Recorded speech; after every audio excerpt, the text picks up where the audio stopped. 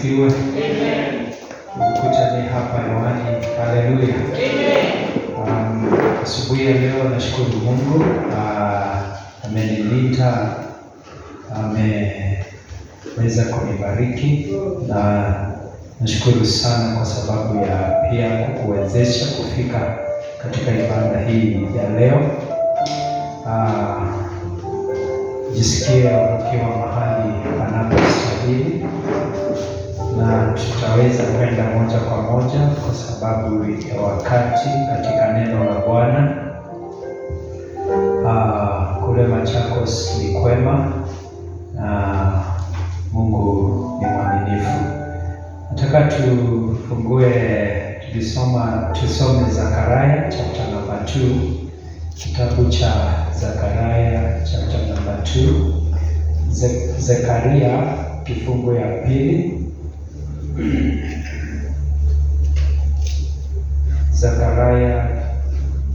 Zakaria kifungu yake ni ya pili. Tutasoma mstari 5 na tukaweze kuendelea.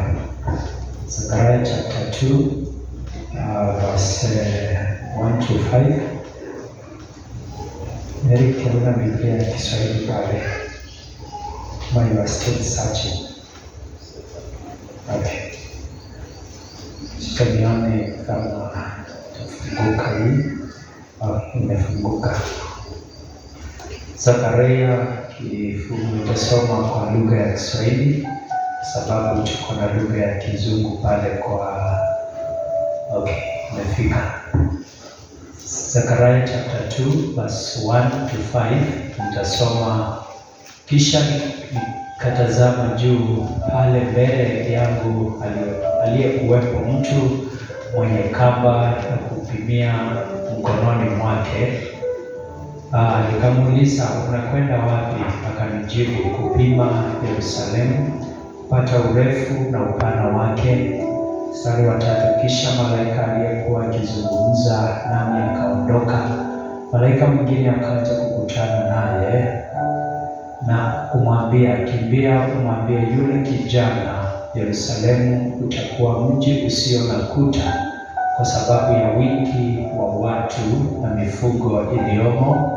Mstari wa 5, mimi mwenyewe nitakuwa ukuta wa moto kuzunguka, asema Bwana, nami nitakuwa utukufu wake ndani yake. Let us pray. Baba yetu na Mungu wetu, tunakushukuru kwa sababu ya uaminifu wako, kwa sababu ya neema yako, na kwa sababu ya upendo wako. Umetulinda Bwana sisi kama watoto wako, ukatutunza Bwana tangu tulipoachana siku ya Jumapili iliyopita. Tumeona mkono wako, tumehisi upendo wako, uwepo wako pia Bwana ukiandamana pamoja nasi katika shughuli zetu za kila siku.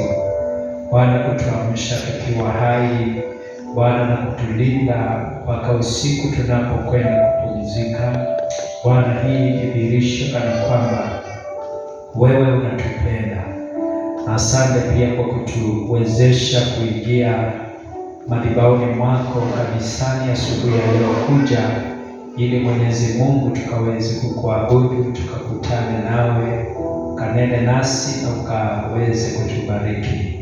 Wakati umefika Bwana, naomba ukanene nasi kutumia kinywa changu kama mtoto wako Jehova Nisi, na kama mtumishi wako, kwa sababu ya wapendwa hawa walioketi katika kanisa hili kusikiza neno lako.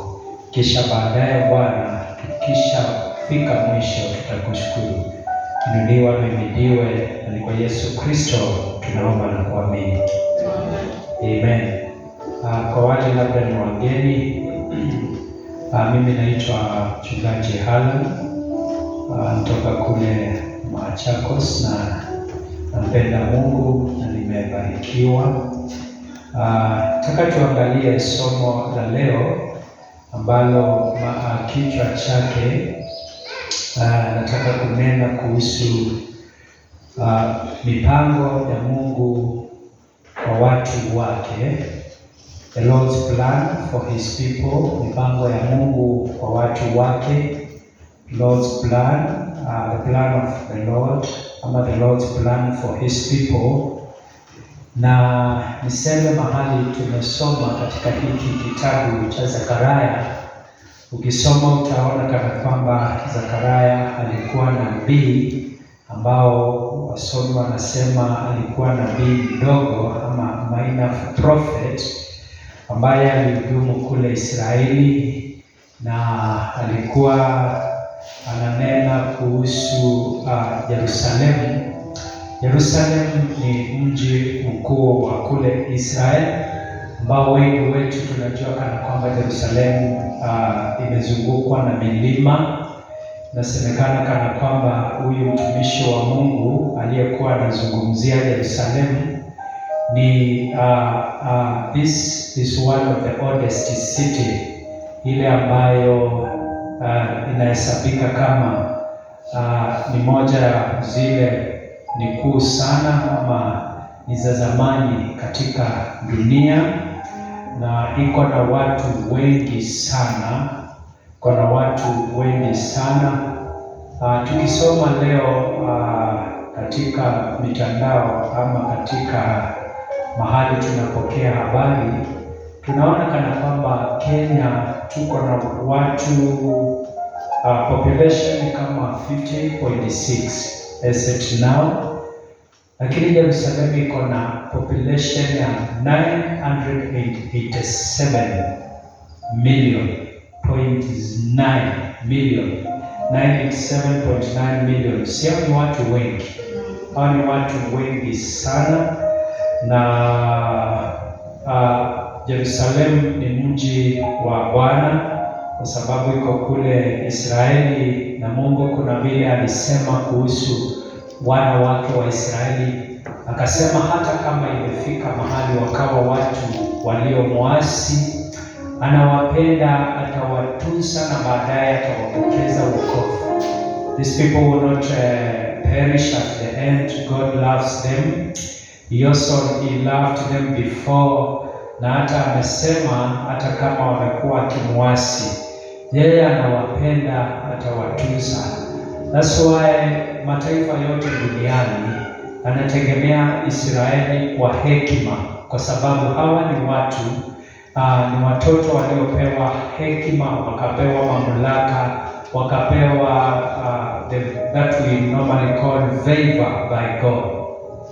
Hata ile vita inayoendelea kwa sasa, ama ile vita iliyokuwa inaendelea majuma moja ama mawili iliyopita, Marekani waliweza kutegemea Israeli sana katika hizi vita, na hawakuwategemea kwa sababu ya jambo lingine, lakini because they of their wisdom, they are wise, wanajua kupanga mipango yote, na hii hekima walipewa na Mungu bure kwa sababu anawapenda. Amen. Na huwa nasema wale watu sisi tuliokoka, sisi ndio Israeli wa leo. Mungu anatupa hekima, anatuonyesha favor. He shows favor to us. His hand is always upon us. His mighty hand is working with us. His grace is sufficient to us. Tukiwa tumeokoka, moyo wa Mungu unatuelekea, upendo wa Mungu unatuelekea, na kila kitu ambacho ni chema kutoka mbinguni kinatuelekea. Kwa hivyo hiyo alikuwa ananena kuhusu, katika hiyo kifungu alikuwa ananena kuhusu Yerusalemu, kwa sababu ukisoma mstari wa pili anasema, he answered to me I'm going to measure Jerusalem to find out how wide and how long it is. Kwa hivyo alikuwa ananena kuhusu Yerusalemu. Yerusalemu hiyo iko na watu ambao wanaabudu kama vile huku tulivyo, na kijana huyo ambaye Biblia inanena kumuhusu alikuwa amebeba kifaa cha kupimia mkononi. Ukisoma mstari wa pili alikuwa maandiko inasema, nikamuuliza unakwenda wapi? Akanijibu, kupima Yerusalemu, kupata urefu na upana wake. Mstari wa 3, mstari wa 3, kisha malaika, mstari wa kwanza, give me verse 1. Pale mbele yangu alikuwepo mtu mwenye kamba ya kupimia mkononi. Hiyo mnaona kama ni kamba ya aina gani? Kwa Kizungu maandiko inasema alikuwa amebeba the so called bloodline, measuring line. Kwa Kiswahili inaitwa nini? Ampoa ni Kiswahili. Hiyo kabiru inaitwa nini kwa Kiswahili? Ama inaitwa hiyo? Ni kamba. Hiyo kitu fundi ametumia kuweka hapa, angalie vile ukuta iko. Si mnaielewa? Huyu kijana akawa amebeba hiyo, na akawa amebeba hiyo kamba ili akaweze, ile inatumiwa na fundi kwenda kuzunguka mahali huko kwetu wanaita futi kamba. Si mnaelewa? Ili akaweze kupima upana, the width and also the long, how long the city is. But verse 3 nasema, when the angel who was speaking to me was leaving, hiyo malaika ambaye alikuwa ananena na mimi alipokuwa anaenda, another angel came to meet him. Malaika mwingine akaja kukutana na yeye, na hii ndio aliyosema. Nasoma kwa Kizungu kwa sababu in Kiswahili it is being projected. Akasema hivi, run, tell the young man, Jerusalem will be a city without walls. Bwana asifiwe. Jerusalem will be a city without walls because of the great number of people and animals in it. Kwanza tumeona iko na 97.9 million watu. Sijui kama kuna city iko na watu kama hao huko Afrika. Na hii kwa sababu haiko Afrika, maandiko inasema na malaika yule aliyekuwa ninanena na yeye, this is Zakaria, alipokuwa anaenda, malaika mwingine akaja. Alipofika akamwambia, kimbia, ambia huyu kijana mdogo, this young man, that city of Jerusalem is immeasurable. Kwa sababu gani? Maandiko inasema kwa sababu of the great number of people and animals. Iko na watu wengi zaidi, na itakuwa na mifugo wengi. Na mstari wa 7, na useme, mimi Mungu, I myself will be a wall of fire around it. Mimi nitakuwa nimeizunguka, na nikiwa nimeizunguka, hakuna mtu kutoka mahali ataweza kutoka na kuja kuingia. Bwana sifiwe sana. Hakuna mtu atakayetoka nje kuja kuingia. Kwa sababu gani? Mimi nitakuwa ukuta wa nini? Wa moto. Are we together? Mimi nitakuwa ukuta wa moto ambao utazunguka the city, utazunguka hiyo mji. Kwa hivyo kama moto umesimama kama ukuta, nani mwanadamu anaweza kupenya na kuingia? Nani mnyama yupi anaweza kupitia kwa moto? Adui wa aina gani anayeweza kupitia kwa moto kuingia katika the city of Jerusalem? Hakuna. Bwana sifiwe sana. Hakuna. When I talk of God's plan upon his people, nataka tuelewe haya jambo moja. Vile mtumishi wa Mungu Zakaria aliponeneshwa na malaika wa Mungu, and do you know God's angels, the angels carries God's message. And if an angel comes and speaks to you, nobody can change what the angel has said. Because angel is a messenger, is an errand from heaven. He will come with God's message and he will speak to whoever God has intended him to get the message. And nobody awe ni rafiki wako wa dhati. Na hiyo leo, wakati Elijah alipokuwa anataka kutwaliwa na Mungu mbinguni, Elisha, being his closest friend, could not understand, could not hear what God was speaking to Elijah. But he knew there is something happening between this man, this servant of God, and God. But he could not understand exactly the message that God was speaking to Elijah. Na ilipofika hapo, akajitenga, akaelewa kana kwamba wakati Mungu ananenesha mtu wake, wakati Mungu ananenesha kanisa lake, wakati Mungu ananenesha mama kwa nyumba, wakati Mungu ananenesha mzee, mama anaweza kutusikia. Hallelujah. When God is speaking to the pastor, to the priest in a church concerning the future ministry, washirika wake wanaweza kutoelewa. Bwana asifiwe. Until the day of manifestation. Wakati Elijah alipochukuliwa akatwaliwa mbinguni.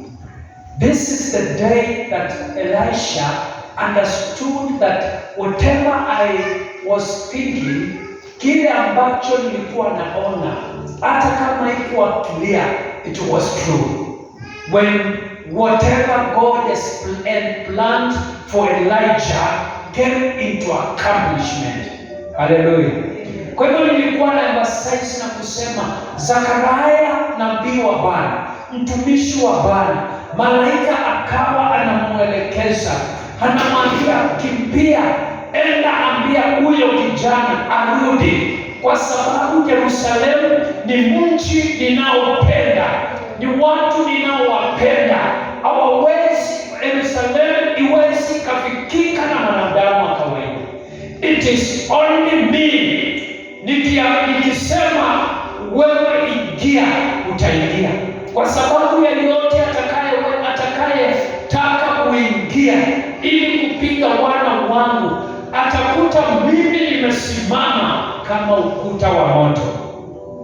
Amen. Amen. So if God loves us, if we continue to trust in Him more and more, if we will continue to walk with God. Remember, if there is someone who walked with God faithfully in the Bible, was Elijah. Elijah was number one. Enoch was there, and many others. If you decide, ukiamua kutembea na Mungu vyema, unyo kwa unyo, atakuwa ukuta wa moto katika maisha yako. The enemy will not be able to reach you. Even your pursuers, wale wanakufuatilia ili wakaweze kuweka maisha yako chini, hawawezi wakakufikia. Kwa sababu gani? Kwa sababu God will act as a wall of fire. He will surround your life. He will surround your family. Somebody say amen. He will surround your place of work. Wakati watu wanafutwa, your boss hataweza kukuona. Ataona wewe ni mtu wa dhamana katika hiyo kampuni. Wakati biashara za watu zinaendelea na kufifia, God will stretch his mighty hand. Because Biblia inasema, nenda ukawaambie Yerusalemu huwezi kapimika. Oh yes. Haleluya. Amen. Hakuna anayeweza kutoka nje kuingia, kwa sababu mimi, mstari wa 5. Anasema hivi, verse number 5. Mimi mwenyewe nitakuwa ukuta wa moto kuzunguka. What? Kuzunguka nini? Mji wa Yerusalemu. Nani anasema? Bwana. Nami nitakuwa utukufu wake ndani yake. Haleluya. Hakuna mtu aliye na utukufu anatembea na utukufu wa Mungu. Yes, we cannot, hatuwezi tukanguza utukufu, but God bestows utukufu, His glory upon His people. Anashusha watu, wanatembea na utukufu. Unasikia watu wakisema, today we had the glory of God in the church. Today the service was full by the God's glory. Na Mungu anaachilia utukufu unakuendesha. Akasema, ambia huyo kijana, nami mimi Bwana nitakuwa utukufu ndani ya Yerusalemu. Amen.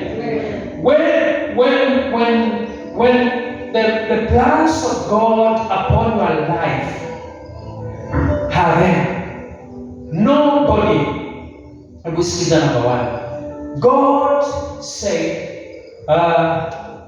Jerusalem cannot be measured because of the great multitudes of people and livestock and animals. God's plan upon you cannot be measured by human being. Hallelujah. Number one, God's plan. Ni God's plan kwa Kiswahili, mipango ya Mungu katika maisha yako haiwezi ukapimika na uwezo wa mwanadamu. Many other times when people come, wanaanza kukuongelesha, they begin to master your progress. Are we together? Watu wanaanza kufuatilia hatua zako za maisha. Ukinunua kaguo kamzuri, wanaanza kuangalia ulitoa pesa wapi. Ukinunua kaplot, wanaanza kukuangalia, kukuwinda, kuangalia pesa unatoa wapi. Watoto wako wakipita mtihani, watu wanakasirisha adui zako. Wanasema wacha tuone kana kwamba atawapeleka secondary school. Wacha tuone kama huyo kijana ataenda college. Wacha tuone amepita. Wacha tuone kana kwamba atajoin university. When God's plan upon your life, they cannot be measured by human being. Hakuna mtu anaweza kupimia. Haleluya. Hakuna mtu anaweza kukukanyagia pipe ile inayoleta baraka katika maisha yako. Bwana asifiwe sana. Number 2, it is uncontrollable. Haiwezi zuilika. Mipango Mungu aliyonayo katika maisha yako haiwezi kupimika. Sema amen. Ndio mnaangalia kama sinema leo. Ama inaingia vizuri. It is uncontrollable. Yaani mipango miema ya Mungu katika maisha yako haiwezi ikazuilika na mtu yeyote. Amen. Mwimbaji mmoja akisema atakubariki, hakuna atakayezuia, kwani yeye ndiye mwenye baraka zote. Are you ready to be blessed? Wewe uko tayari kubarikiwa? Kama ni mipango ya Mungu akubariki. Even the mother-in-law cannot control. Bwana sifiwe. Your boss at the place of work cannot control. Even your pastor cannot control. Najua kuna wachungaji wengine wanakuja na kuambia, ukikataa kufanya hii nitakulaani, utaachishwa kazi, hautapata, hautafanikiwa. No! If God says I will bless you, nobody. Bwana sifiwe. Even the President Ruto cannot control your blessings. Even America, even Israel, even weather cannot stop that. It is uncontrollable. Hakuna anayeweza kuzuia. When people want to limit you, watu wengine hapa wakikupatia historia ya maisha yao, utaona wametoka mbali. Watu walijaribu kuwakanyagia, watu wakawaendea, wakaenda kwa waganga, wakafanya sarakasi wasiendelee. But today hao waliokuendea wanaona unaendelea. Wale waliosema huwezi ukafanikiwa, watoto hawawezi wakasoma, they are now wako katika kiwango cha juu katika hali ya masomo na wataendelea. Hivi karibuni watamaliza masomo, wataingia kazini, wataingia ndege, wataenda Marekani, watakutumia pesa, utajenga, utainuka. Bwana asifiwe. Because the plans of God upon your life, nobody who can control. Hallelujah. Amen. Wakasema hiki unajua mtu akikuchukia anakuita majina. Hiki kimutu. Wakasema hiki kimama, hiki kimzee, huyu kijana, huyu wakakuita majina. They talk you against you. They talk you against your family. They try to limit. They try to control. Wakasema hata hiyo kabiashara haitamaliza miezi 2, ikamaliza 2. Wakasema muongezee 1, ikamaliza 6. Wakasema muongezee miezi 3, imemaliza mwaka, iko na miaka na mikaka, because it is uncontrollable. Hallelujah. Kijana akaambiwa rudi. Hatunaenda kupima nini Yerusalemu? Kuangalia nini? Vile inaweza toshana, vile kupana na vile urefu wake na nini. Hakaambiwa rudi. Hao ni watu wangu, hawawezi wakapimika, watakuwa wengi. Have come to tell you today, this morning, that you will be numerous. God will bring abundance upon your life. God will raise you above your enemies. Bwana asifiwe sana.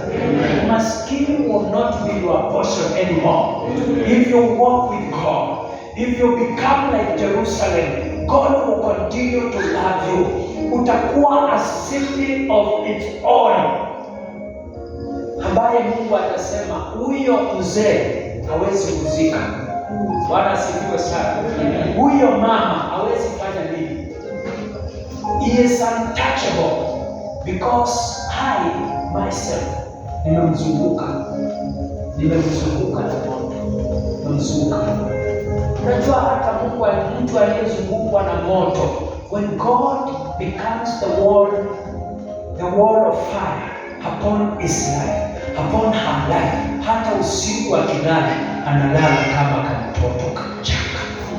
Yaani analala usingizi wa mtoto fofofo. Watu wakiota, wakisikia. Kuna mtu mmoja alisema hata hiyo radi, kulikuwa na radi kali hapo. Watu wanasema hata sikusikia.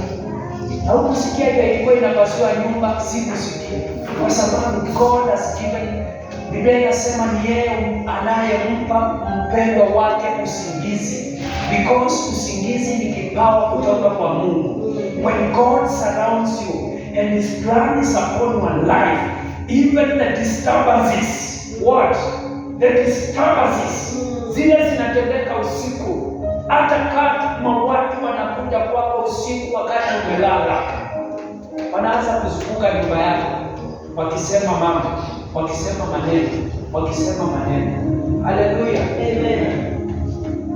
I've come to tell you that even the witches, hallelujah, amen, even the sorcerers, even watu ambao ni diviners wa kweli, wanakuangalia, wanasema, they analyze your life using their supernatural powers za kimchawi na za kiuganga, hawawezi wakakuzuia. Amen. Bwana asifiwe sana. Amen. Na jambo la mwisho, God's plan upon his upon his people, upon you, has got no boundaries.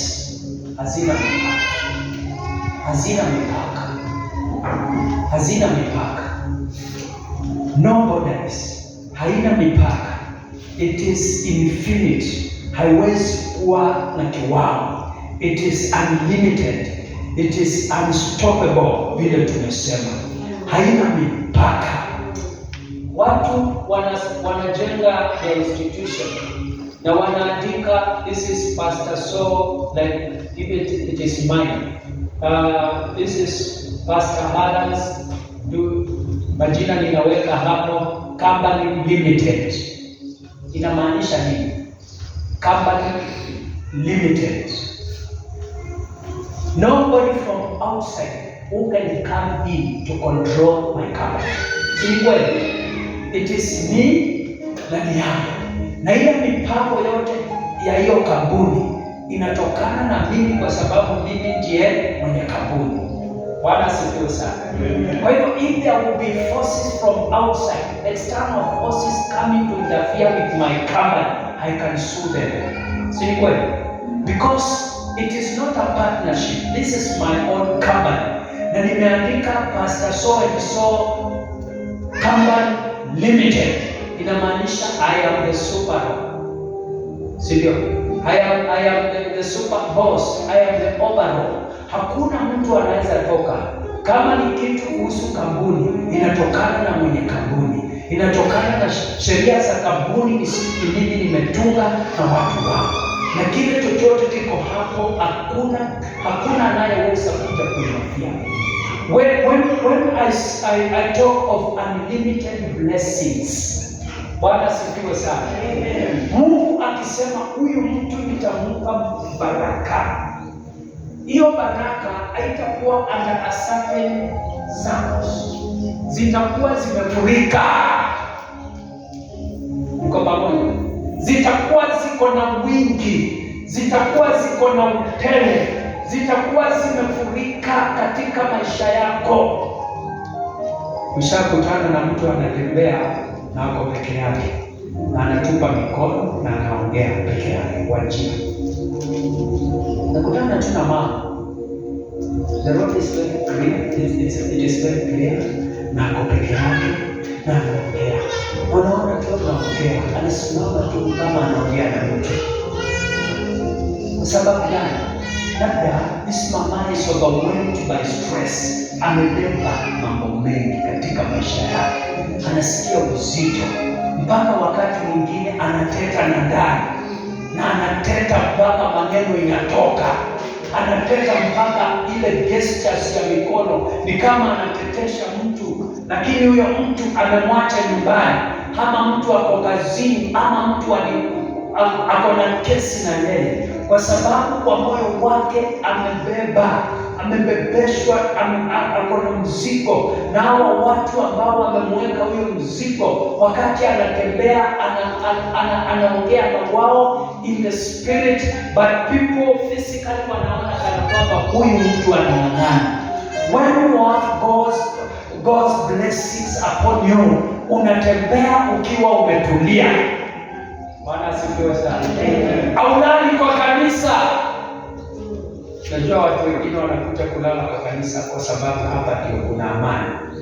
Mungu anakuweka amani hata kutoka nyumbani, jiani, mpaka hapa. When you come here, you sit well, you are upright, you are listening to the words of God, you are listening to the blessings, you are receiving from heaven because you are blessed. Everything is well. You are not overwhelmed by the stress.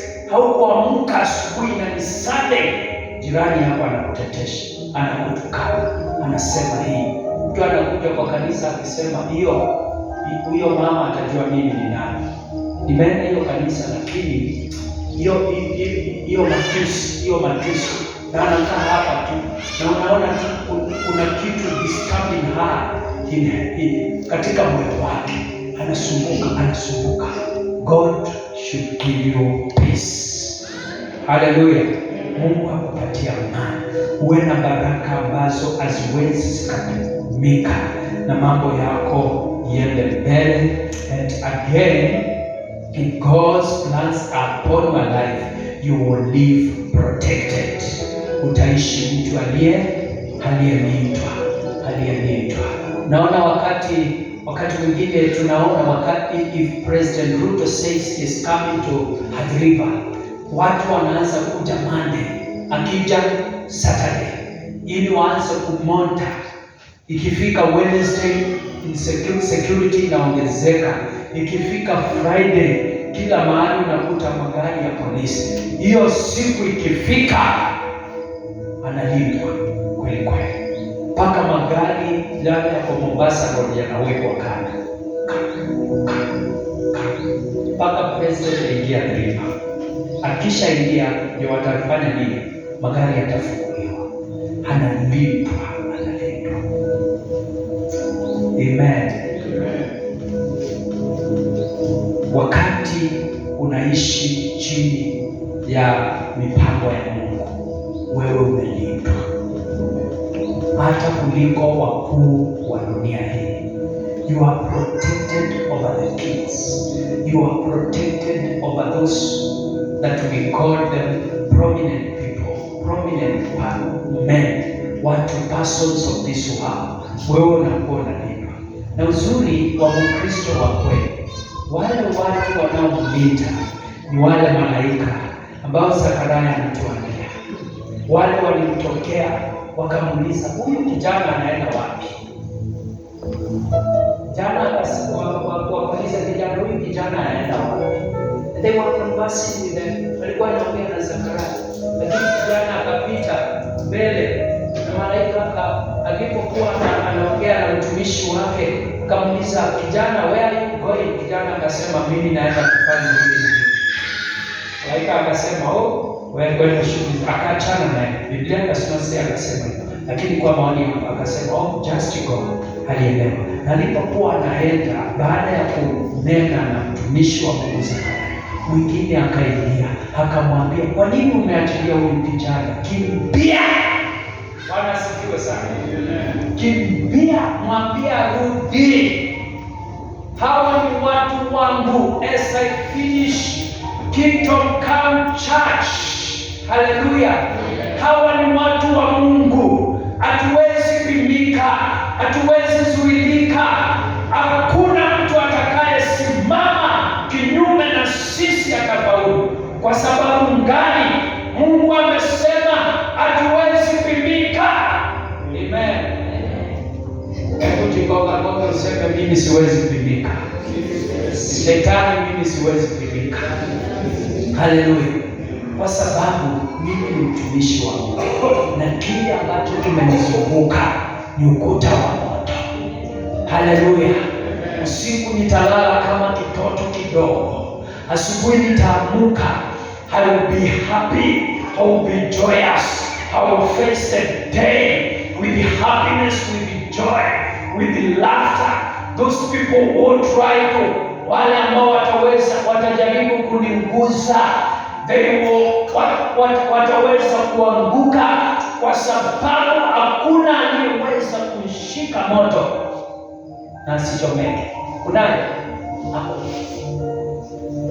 Mungu aweke fire, protection of fire upon your life. God put a protection fire upon your place of work, upon your family, upon my ministry, upon the ministry of pastor, na kila mtu aliyeingia hapa, na upon this church. Wale ambao the outside forces which has been fighting us from today. From when? Today. From today. Hallelujah. They are out of bounds. Hazitaonekana tena. God will help us. Na ni lazima tuombe, na lazima tukae katika utakatifu. I was shared with one of a friend, one of my friends, a brother. Tunasoma naye. Kamwambia, today tunaweza kuwa chini, lakini kesho, today tunaweza kuwa chini. People can despise us. Wanaweza kutuangalia na macho ya kutupuuza. Do you know kuna watu wanaangaliana wengine na macho ya kutupuuza.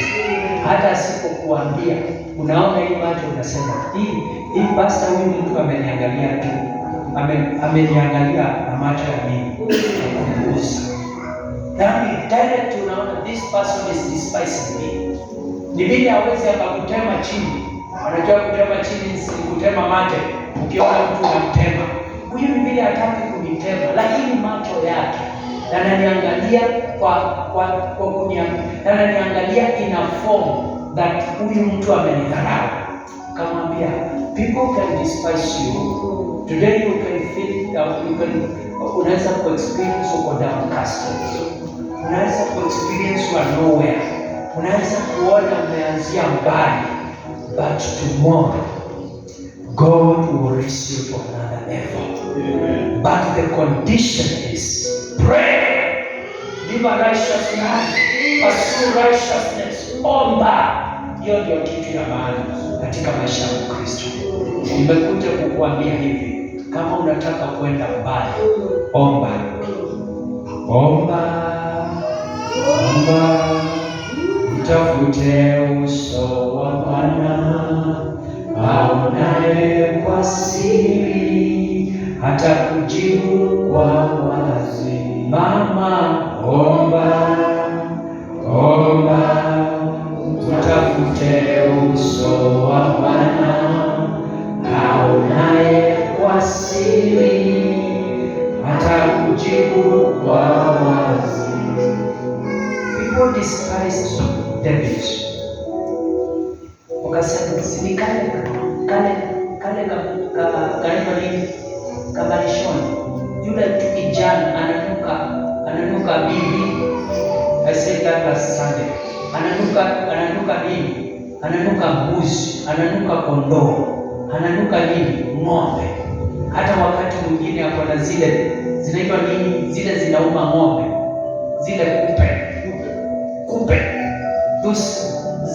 Wakati mwingine zinampanda, kwa sababu si mtu akiwa malishoni anakaa kwa nyasi na zinaanguka huko. Wakati mwingine zinamuuma, wakati mwingine zinaendelea na kumpanda, wakamdespise. But when the time of blessing came, na Samueli akaenda katika hiyo nyumba na akajaribu vijana na ndugu zake zote, chupa ya mafuta alikutoka. Unajua hawakuketi until David came from the field, na akaingia na wakatizama wakasema, na unajua Samueli alikuwa anajua definitely, kwa sababu ametumwa na Mungu katika nyumba ya Jesse. Kama hawa watu wote hawakuweza chupa hii au kutoa mafuta, huyu ambaye anahesabiki hakuwa anahesabika. He was definitely knowing that he is the one. Haleluya. Hawakuweza kuketi, wakatizama wakasema, huyu kijana sioni. Lakini wengine wakawa moyo unadunda. Sisi zote, hata mimi navalia sharpshooter, niko na suti, mimi nimeumika vizuri na kani na haikumwangika. Wengine wakawa wanashikilia mioyo yao. Inaweza toka. Chupa ilitoa mafuta. Are we together? Yes. Hallelujah. Amen. Mafuta ikamiminika. Hallelujah. Wengine naona walianguka. Wengine ninaona walizirai. Wengine mioyo iligonga mpaka wakapatwa na hata taa. Hallelujah. I'm emphasizing on prayer and walking with God. That will change your life. Itabadilisha kila maisha. Italeta mwonekano mpya. Waliokuwa wanakuza Daudi hawakuketi mpaka baraka zikamiminika. Amen. Mafuta, the anointing oil, ikaingia katika maisha ya Daudi. People will not sit mpaka wewe utakapobarikiwa na Mungu. Watakuendea, wakutafute, watafute watoto, wengine watafute mbinu zote za kukuangamiza, lakini wakati utabarikiwa na Mungu ndio wataketi waseme, tuachane na huyo, hawezi angaguzika, is unstoppable, she is untouchable, her blessings are unlimited. Hallelujah. She is protected. by God. Mungu ni ukuta wake, ndio watakuja kuketi. Wacha waendelee na kuzunguka, wacha waendelee na kuzunguka, wacha waendelee na kuzunguka, wacha waendelee na kukutafuta. May God bless you. May God bless this world. Isimame tuombe.